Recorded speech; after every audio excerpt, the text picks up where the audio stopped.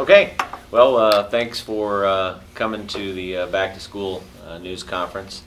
And I just want to start off, I kind of want to talk a little bit about Hilliard Tech School. Kind of want to let you guys know where we're at. I know both of you were at the, or all three of you were at the ribbon cutting for our new medical wing.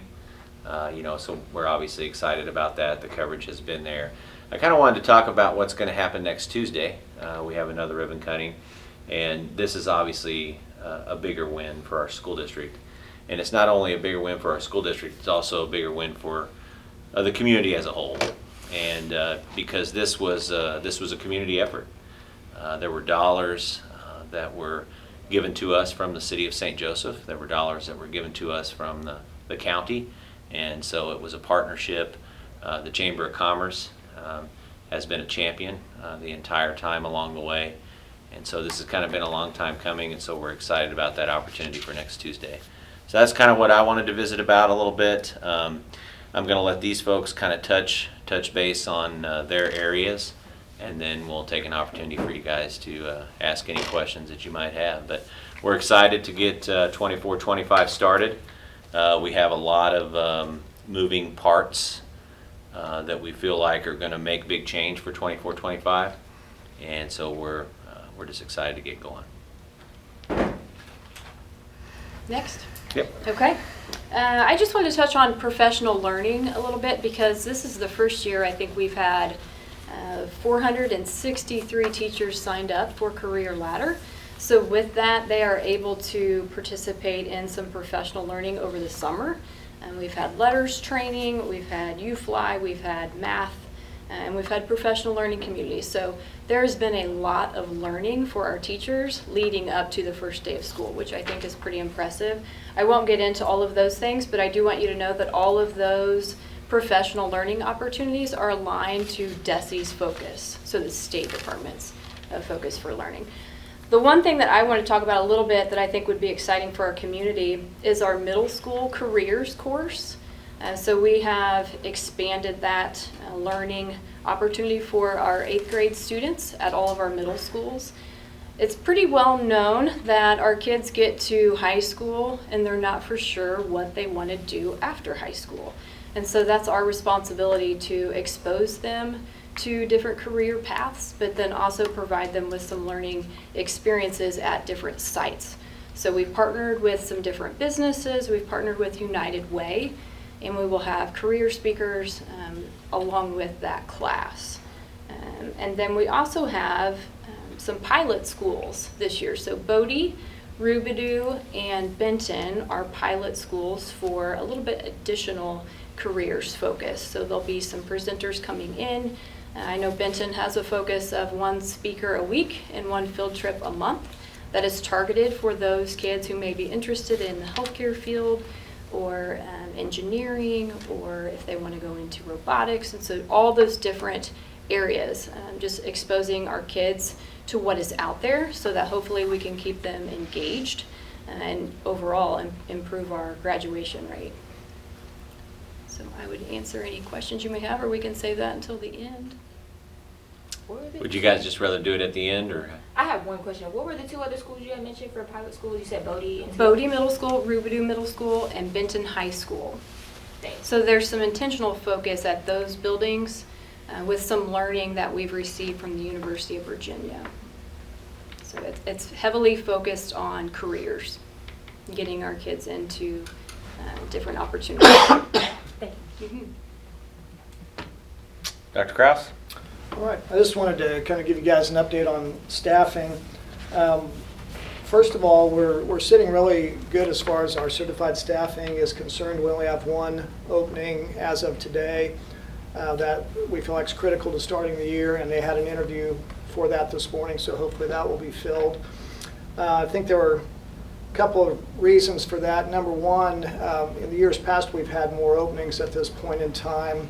I think a few factors that played into that. Our retention rate is going to be higher this year than it has been the past few years. I can't give you exact numbers because that still changes daily, but our retention rate is quite a bit higher, and we've brought quite a few people into our teaching staff through our Pathway to Teaching program, as well as the Grow Your Own program. So I think those have played into it. Also, I think the staff has felt the support from the community in terms of passing the bond a few months ago, and then just recently the levy. So those are both very important things for our staffing. With the recent levy passage, every one of our full-time employees is going to see $2,750 from that. So that is a really big amount of money, especially to our classified staff who are not highly paid. It'll raise our salaries for our hourly staff from between $1.34 an hour at the least to $3.13 at the highest per hour. The reason for that is we have some people who work a total of 880 hours in our full-time, and some who work 2,080 that are full-time. And so when you have a one-time stipend of $2,750, it's more the less hours you work, and less the more hours you work, of course. But we're very excited about that. The other thing I'd like to put out there, we still have some significant needs in terms of our classified staff, particularly paras, but we also need nutrition services workers, custodial and maintenance, full-time sub, those types of things. And we are having a career fair tomorrow from 3 to 6 here in the Noyes building. And so we're hopeful that people will come and at least look at our revised salary schedules. I mentioned paras needing about 40. Their pay has gone up $2.08 an hour, their starting pay. So that's about a 14% jump in what their starting pay was. So we're hopeful that we can fill some of those positions. Okay, Mr. Okay. Nolte, to the fun stuff. All right, we get the fun stuff here. So I'm here with non-academic student services, which covers transportation, residency, and immunizations today. Transportation, I just want to make everybody aware, be alert for school zones that are out there. It's a change when you change a year over. That just be aware of those zones and keep the drivers and the staff and the students safe. We have a new bus contract, and eventually we'll get phased in some new air-conditioned buses over the first few months of the school year, which is exciting for us. Make sure when you're enrolling your students that they're checking the box for transportation. At this point in time, the routes are kind of established, but they're not in stone. If you registered now or between now and the first day of school, just find that stop that's closest in your resident district. Get on the bus, we'll get them to school, and then we'll figure out if we need new routes over the next couple weeks. Communication from a lot of that comes from first student or the drivers when those routes change, if they change, and so you should be anticipating that. One thing that the routes will also be at open house tonight from 4 to 6 at each of the buildings. First student also has an event this coming Saturday. They had one last Saturday to teach bus safety a little bit. It is at the South Lot at 1800 Alabama, which is Lake Early Learning Center, and then up here at the North Lot on St. Joe Avenue. If people would like to just get their kids, especially the young ones, the kindergartners, used to the bus and getting on the bus and not as scared of that big old yellow thing that comes and picks them up and takes them away from their parents. So residency, we've been doing online enrollment this year. One of the big things is a proof of residency is required. When you do that, we are here to help you with that. The enrollment center here in this building will help you. Student services will help you, or the schools. You can call the schools now that they're back. They will have information for you. Just make sure that proof of residency is available and uploaded, and it'll keep things as seamless as possible. If not, and we have to work through some things, we're working with our returning students, to go into the school. We want them to start the school year. If that's one thing that we need to work out, we'll have staff at each school work that out and hopefully get them by October 1st and everything, get them all that proof of residency taken care of.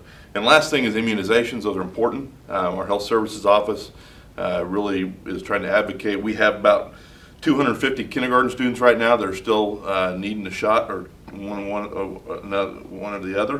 We have about 280 eighth graders and 423 seniors. So there's plenty of shots to still get. They're available at doctor's office, the health department, or Walgreens. We have flyers here and information if you want to know which types of shots each one of those grade levels, kindergarten, 8th grade, and 12th grade, need to have. So we've got plenty more to get. If there is some kind of exemptions or exceptions to that, they need to communicate with their doctor, and that'll come through, to the school or our health services office to answer any of those questions. So that's all I have. Okay, now we'll open it up to you. I'm sure you have something. I guess we can start with one of the bigger ones, probably the attendance, and trying to keep that going in upward direction. What did you guys notice from maybe last year's data, or to increase from last year what you guys saw too? So, and I have that data, if you would like me to give that to you. For 22, we had 70.6. We ended 2023 at 78.91. And then this past year, we ended at 77.56, so just a slight dip. So what that has us doing is reconsidering our approach. We've talked to principals about the use of their dollars for funding. So every building has attendance dollars. It was $8 per student, now it's $6 per student. And some of those things they did last year were gift card drawings, or they gave away shoes and TVs and Stanleys and all those things. And the research shows that those lose their luster after a year or so, and they're no longer shiny and new and helping us see the results that we want. So we have to go back to the drawing board. I have challenged principals with engaging our parents into the buildings, whether that be a holiday meal where the families are invited to come in and they celebrate, or somehow having a tutoring night with teachers and bring food into that, and having parents come alongside our students and staff. And so I think we have to think differently, but at the end of the day, we need parents to get kids to school, right? Not kids getting themselves to school. So we have to engage our families in that process and help them see the value in education. Was it, I think last year was a kindergarten, I think some of the upper levels to juniors, seniors, were those kind of the three big, I guess, High classes? school is the biggest challenge. Kindergarten and 8th grade are also challenges.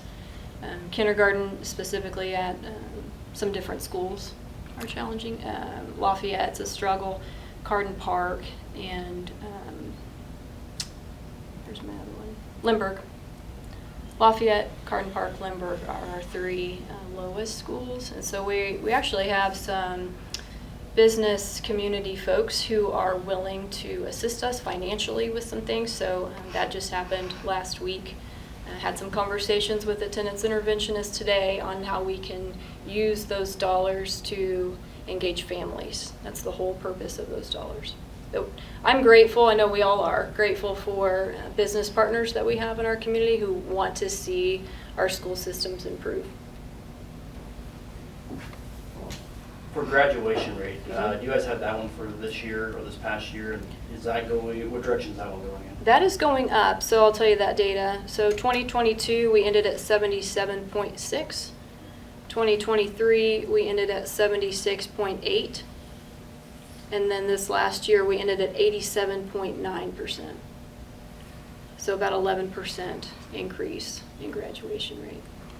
Is there anything you guys think contributed to that, or is it more back in the swing since COVID for a few years and been gone now? I think there's some things that have contributed to that. I think we are playing by some rules that other school districts are using. When parents tell us that they're homeschooling, we're using homeschool letters to mark them as such.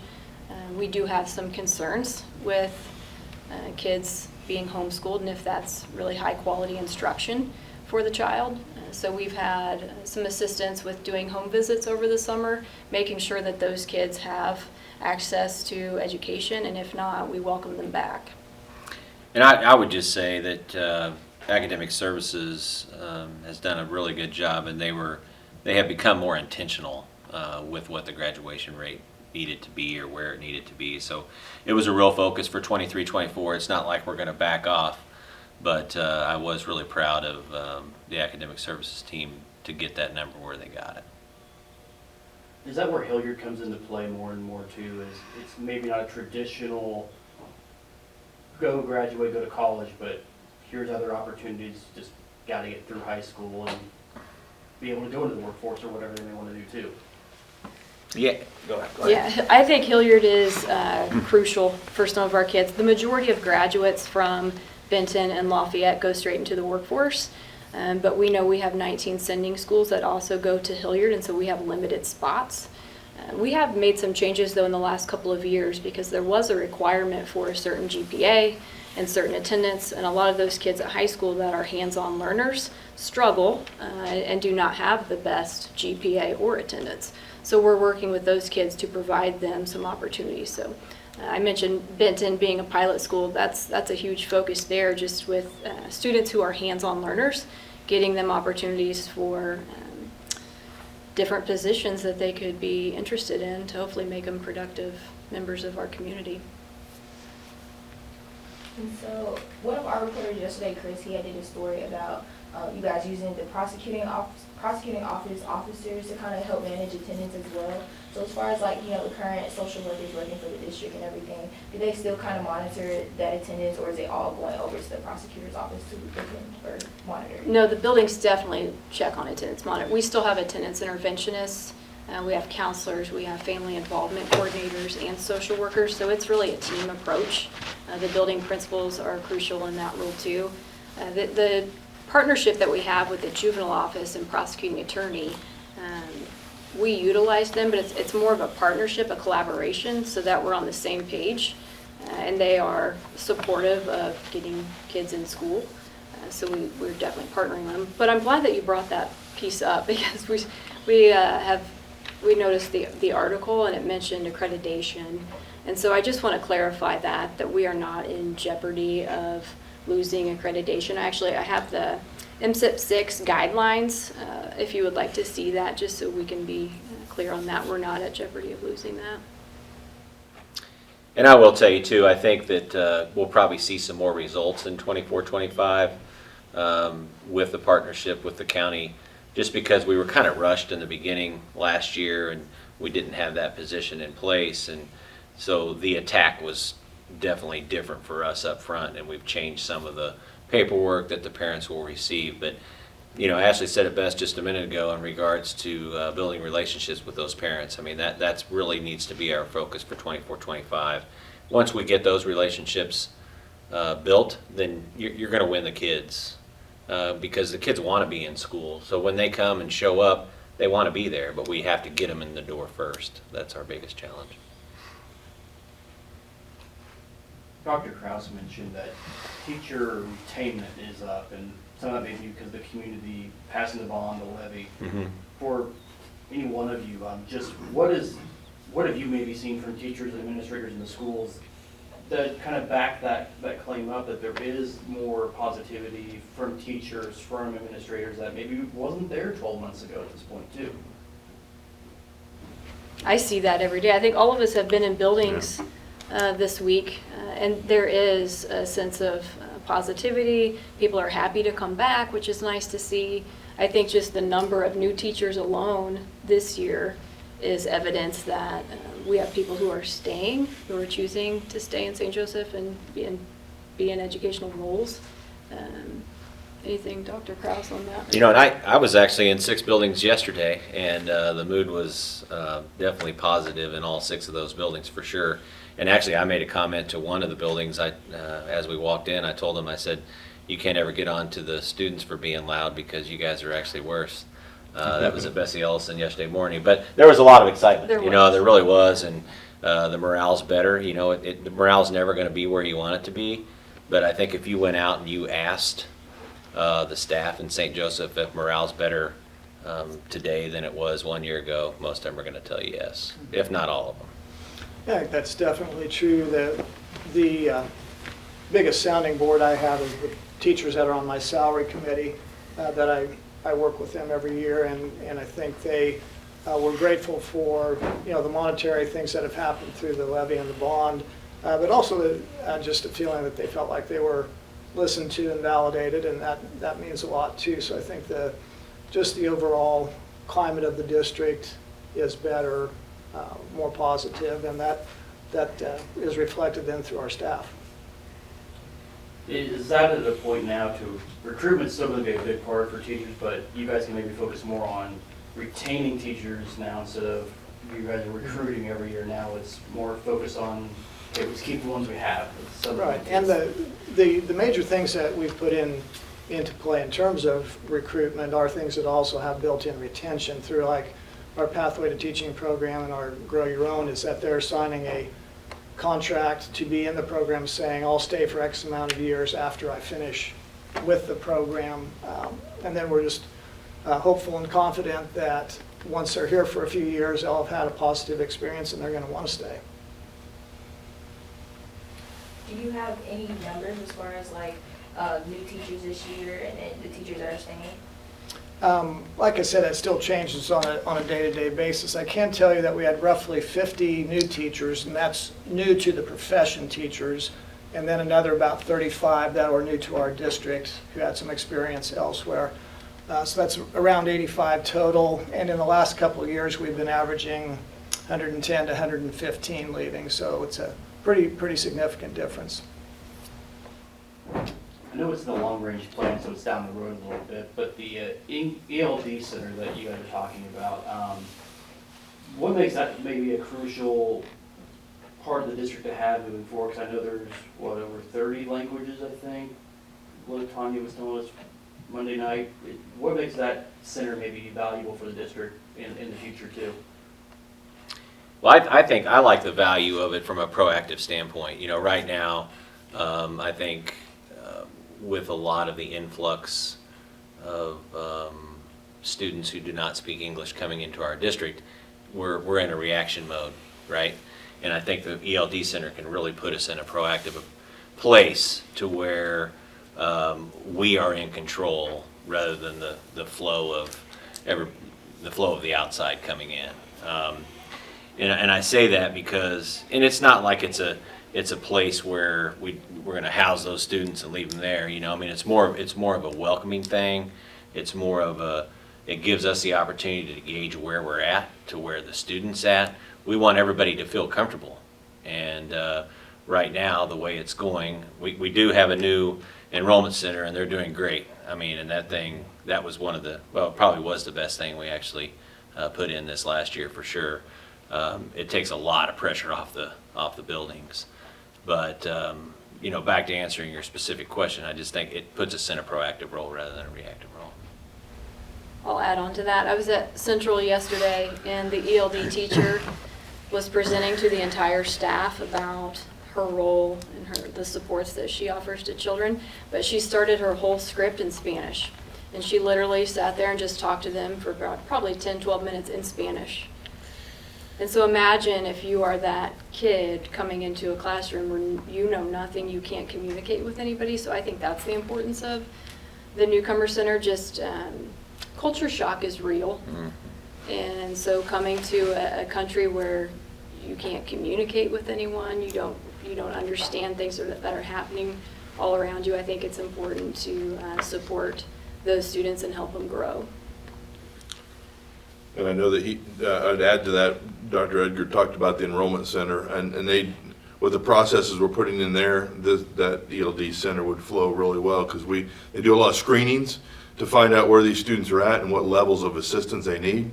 So we know ahead of time, like how we can make them successful when they get transitioned into one of those buildings. And you know, it may be a day where the ELD center's part-time, and then they go to the school of residence part-time, so they can just feel comfortable about and break those barriers like Dr. McGinnis talked about. But the enrollment center has already started those processes.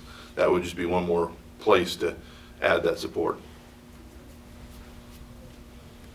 I guess one more question for me. When you look at the Hilliard expansion that you guys have been doing the last several years, when did that become maybe more of a focal point of, okay, we need to, let's attack what Hilliard has for us and how we can get the most out of it, but also now there's chances for expansion and adding on to what it already provides to not just here, but the other school districts around as well?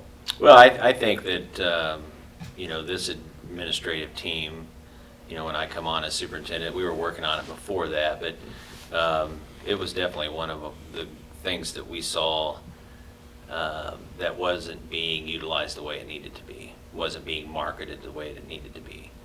And as Ashley talked a little bit about business partners, when you go out and you visit with those business partners and ask them what they need, 80% of the time, you can bring Hilliard into the conversation. We're a manufacturing community, and it's obvious. And so a lot of those people that were needing help from us, we realized that, and so we put together an advisory board that is made up of just those folks. And they're telling us what they need, and we're using their equipment. You know, just for example, we were training students on equipment that didn't feed into Gray Manufacturing, or it didn't feed into Alltech or Herzog or whatever it may be. And so they come to the table and say, hey, this is the equipment we're using. We can hire these folks as soon as they graduate from high school. Let's do it. And so without those partners, we wouldn't be able to do this for sure. I think our graduation rate is telling too. Oh, that yeah, we- absolutely. Yeah, that we need to expand those opportunities for our kids because we're losing them. Yeah, and I'll be honest with you, I wouldn't be surprised if we don't start another conversation in regards to an expansion, you know, within the next 12 months for sure.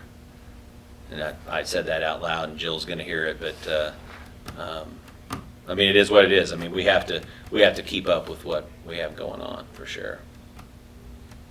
How many students do you guys send there? I knew you were going to ask that. It's more today than it was last year. I think I would have to get that for you. Lara has it.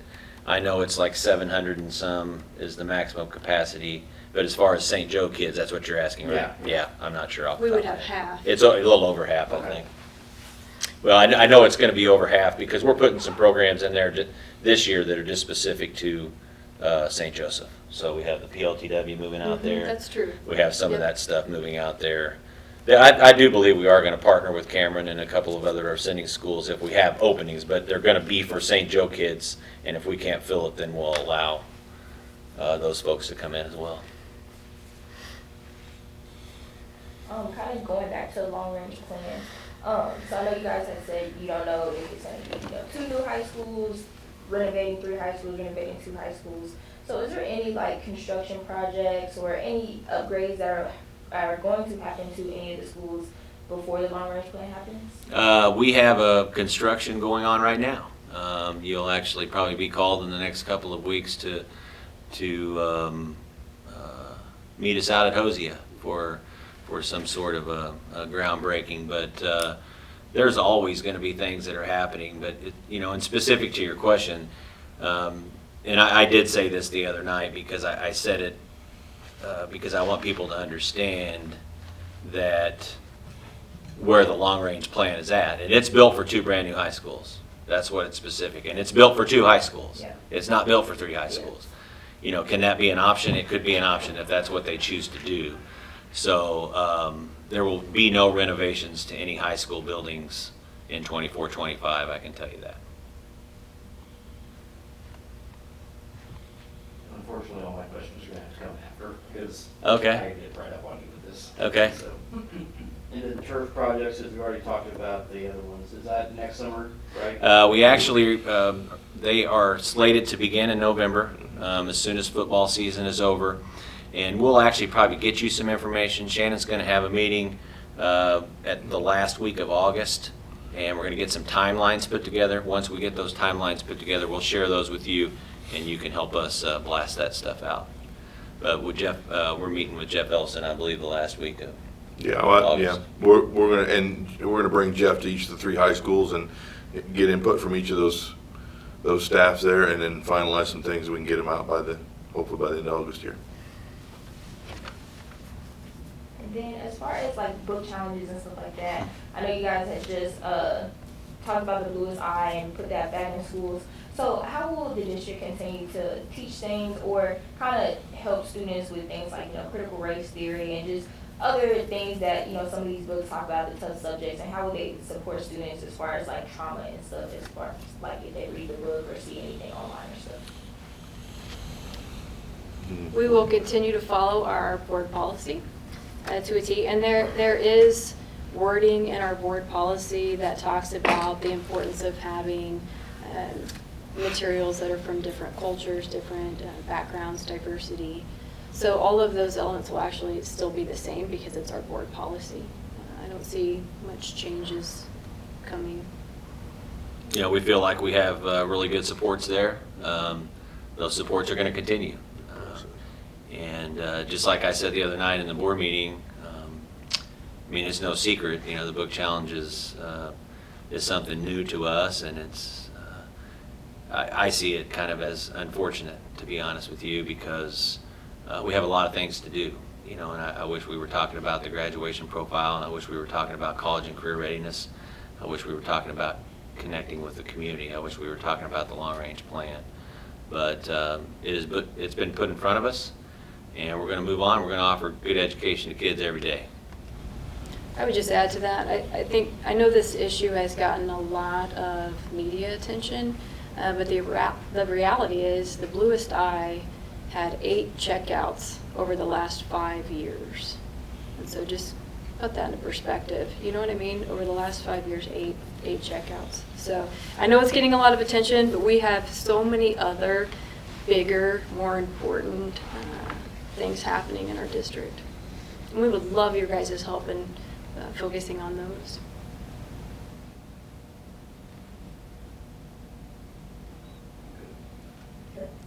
As far as like promoting the bonds for like long range plan and stuff like that to the public, what are some things or points that you guys want to make or highlight to the public to help them support that or improve that? Well, the first thing that needs to happen is the board needs to approve the long-range plan.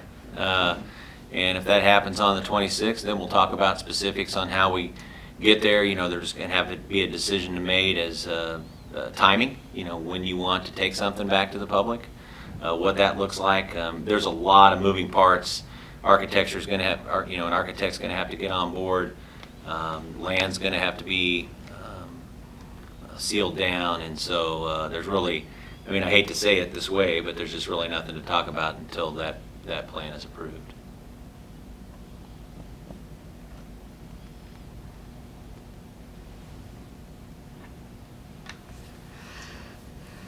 So for each of you, is there, what are some things that you guys think the district is doing well on? And what are some things that you guys still feel like they need to improve? I know you kind of talked about it a little bit, but you had to pick one out. I think Dr. Edgar mentioned graduation rate, that's huge. The careers opportunity that kids are going to have. I think our professional learning being focused on, I know this won't make sense to you guys probably, but professional learning communities. A lot of our staff are super excited that we're getting back to some high quality professional learning. So I'm excited about that. Yeah, and I'll just say that, you know, I think we have come a long way with Hilliard. You know, I started our conversation today wrapped around that, so obviously you can tell that it's vitally important to me. So that there's a lot of really good things going on there. We have a lot of good things going on in the school district, and unfortunately, people can't see it from the outside in. You know, all the folks see from the outside is what they hear, you know, on social media, or what they, you know, the buildings that they see that some of them are old and those types of things. But I can promise you that if you walk into the walls of any of our buildings, there's good things going on in every one of them. And, you know, I'm proud of that. I'm proud of each and every person that works here at St. Joe School District. Challenges, we have the same challenges. Obviously, attendance is going to continue to be a challenge. And until we can build those relationships with those parents, it's gonna, and we're gonna continue to struggle. You know, all of us want to be at 90% attendance. You know, I look for us to break the 80 mark in 24-25 because it's just a big issue, and it's an issue that's hard to tackle all at once. And so we're putting together a 10,000 piece puzzle, and we're getting close, but I still think that's going to be a challenge, and discipline's always on our radar. You know, that's something that you hear about, and we get it. I think if you asked anybody that works for us, they were supported more in regards to discipline last year than ever before, and we're going to continue for that to be a focus in 24-25 as well. I'll let somebody else talk. My fault. Well, I would say, you know, like Dr. Edgar, the way we enroll students in our enrollment center and what our service to new students and new families, I think that's a very, it probably doesn't go noticed, but we even had, we've had emails sent to us from even coming from different schools, here locally, how pleased they were with the process of getting their kid enrolled in our schools. Before it was very, going to different buildings and everything. So that process has really been amazing. And the people downstairs, when you come in this building, you understand how busy they are. I think our challenges are like anything else. I think we've faced challenges in transportation before. I think it's, but I say this, we're not where we want to be yet with that, but I can tell you that we're better than we were before now. We're going to continue to get better, and I think with some of the things and the communication we have, I think we will continue to get better and work out those issues. So in my areas, that's a big thing. And getting to work with the activities side of things and then working with the new, turf fields and things like that, and those exciting changes coming in the district, those are exciting. Looking forward to getting those moving forward. I think from the HR lens, our emphasis right now is recruitment and retention, and that's going to continue for the foreseeable future. I feel like a lot of great things are happening in terms of that. I mentioned earlier that our retention rate is higher than it's been previously. Some of the things the district has done, like providing child care for the children of employees, that's huge. The raises that we were able to give both through the levy and just through the general fund, it's making us more competitive. That's always a great thing. And our benefits are really top-notch. And so those are all things that we are continuing and we'll try to build on. And so I think that's probably the emphasis from my department. Okay. One more question, I'm sorry, for Dr. Edgar. I know you have, they said you go to elementary or some of the schools on Thursdays. Yeah. Do you know what school you'll be at this year? Eileen will know. All right. I'll know when he tells me. Oh, yeah. She probably asked me I'll already. let you guys know. Okay, cool. Yeah. We always do, I'll let you know. I want you to join me. I hope it's not 97 this year on the No first kidding. day. No kidding. That coat was hot last year. Okay, thank you guys. Thank you. Thanks. And then, yeah.